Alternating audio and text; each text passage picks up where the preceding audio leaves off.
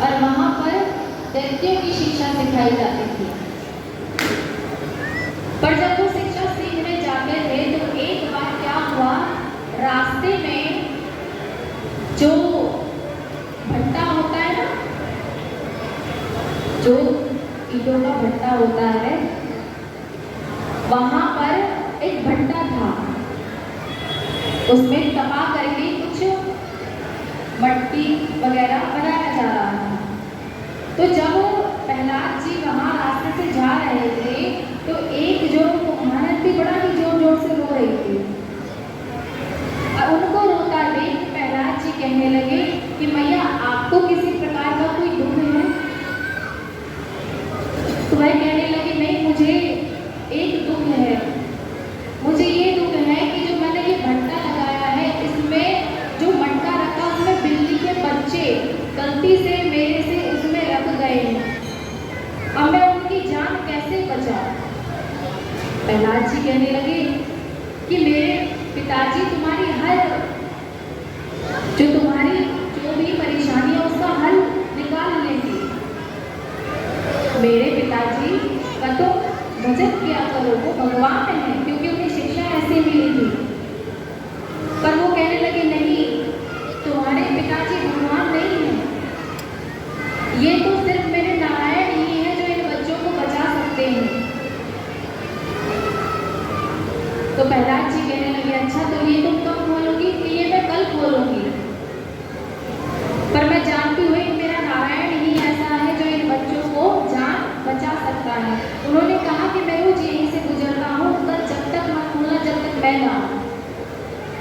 आज प्रहलाद जी समय से पहले ही चले गए और आज वो अपने गुरु के यहाँ नहीं गए, शंडामर्क जी के यहाँ नहीं गए। आज जैसे ही वो आए उनके सामने देखा तो क्या उस बिल्ली के बच्चे बिल्कुल जीवित थे। क्यों? देखिए भगवान ने जानते थे कि प्रहलाद एक अच्छा बड़ा है। अगर आज इसको ये बात का यकीन हो जाएगा कि इसका जो पिताजी है वो भगवान है, तो जिस तरह से उसने पूरे क्षेत्र में आतंक मचाया हुआ है कि हिरण्यकश्यप का भजन करो, मेरा नाम लो, मेरे नाम से होम करो, तो यह भी वही करने लग जाएगा। तो भगवान ने उन बच्चों को बचाया। आज से प्रहलाद भगवान का भक्त हो गया।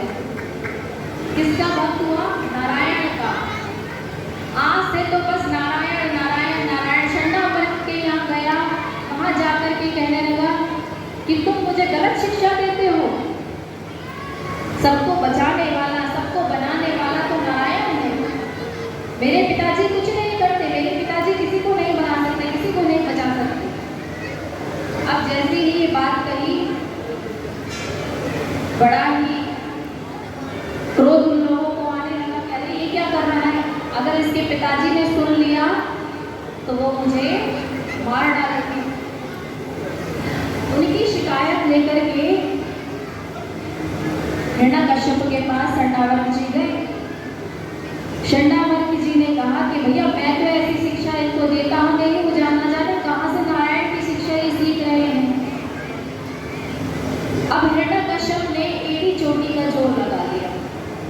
हिरण्यकश्यप ने क्या करा, अपने पुत्र को मारने के लिए बड़े बड़े पहाड़ों से उसे धक्का दे दिया।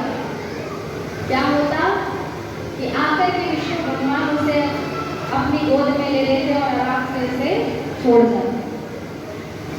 अंधेरी कोठरी में उसे बंद कर दिया, ना उसे खाना दिया, भोजन दिया, ना पानी दिया।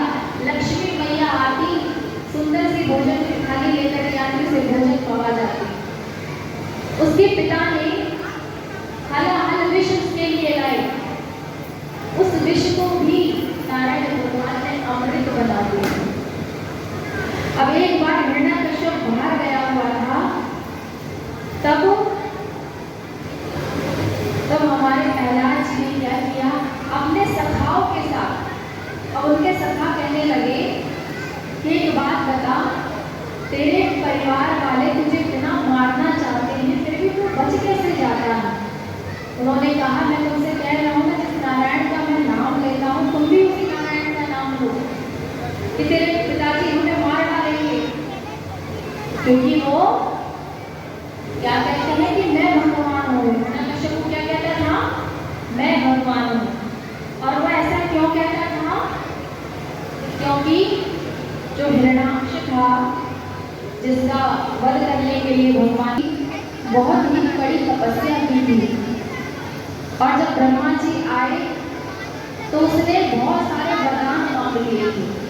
कौन कौन से वरदान मांगे थे? कि ना ऊपर मरूं ना नीचे मरूं, ना अंदर मरूं ना बाहर मरूं, ना दिन में मरूं ना रात में मरूं, ना अस्त्र से मरूं ना शस्त्र से मरूं।